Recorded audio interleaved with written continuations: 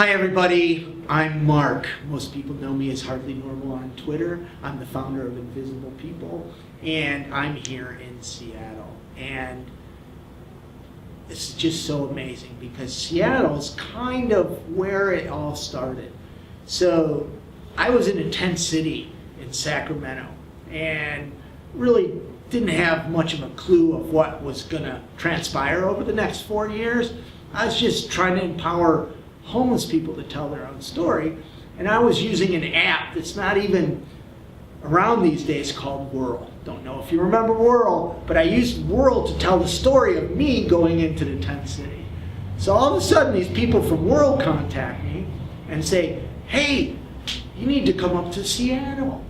And so they flew me up to Seattle, and here I'm like still in like crazy poverty, and really, I never ever thought I'd be in Seattle, and they're flying me up to Seattle, and the next day I'm meeting with their developers because they never thought about the tech community in their app working on a social cause.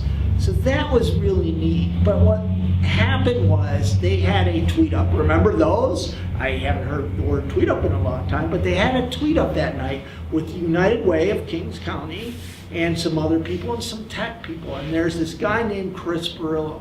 I don't know if you know Chris Perillo.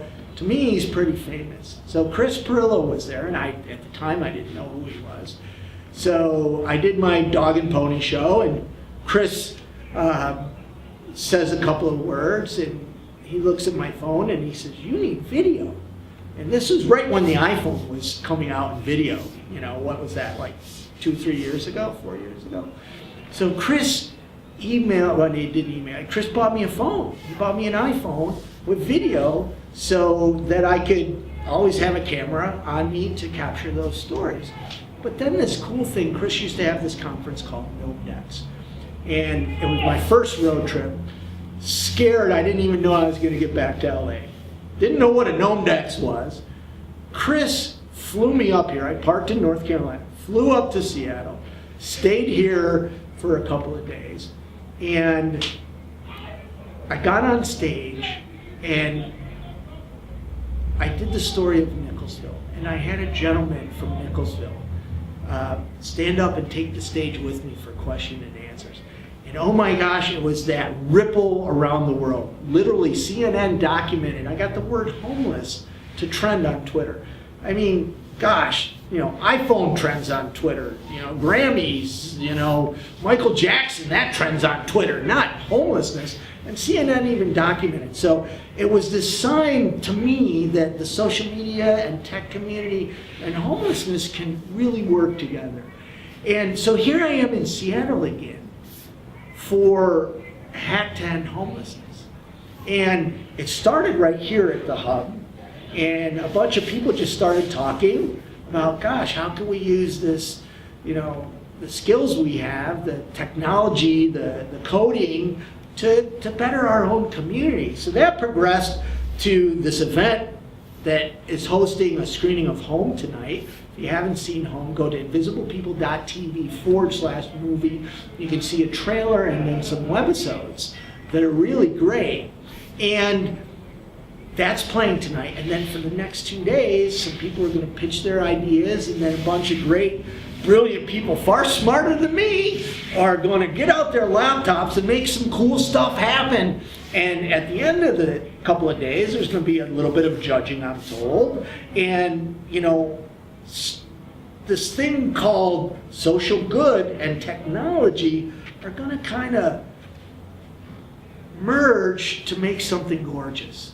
So, don't know where you are watching this, don't know what you do for a living, but I know that wherever you are, homelessness is an issue.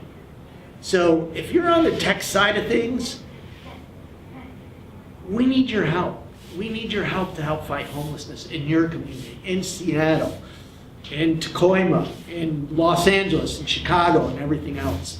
And if you're on whatever side, even social services, especially the nonprofits, we've been slow at adopting to technology. You gotta let our geek friends in. They want to help. They're the smart ones. They can help you figure out some things.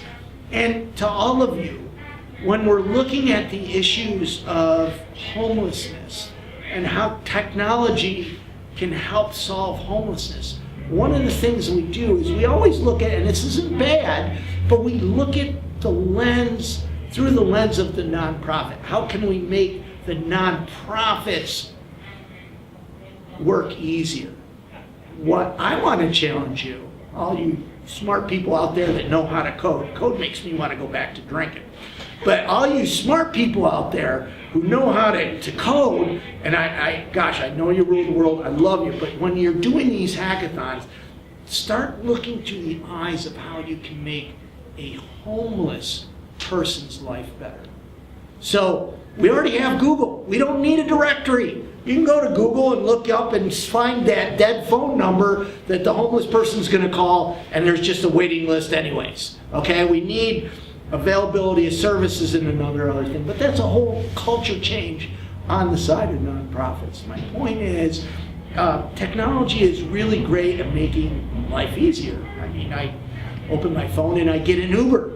You know, I open my phone and I look at my flights, or I can order food right to my house, or this other stuff, because it's making my life easier. So when you're doing these hackathon things and you're working together with nonprofits, help them, but also come at it from the angle of how you can help that homeless mom who is in the library looking for help find the support she needs.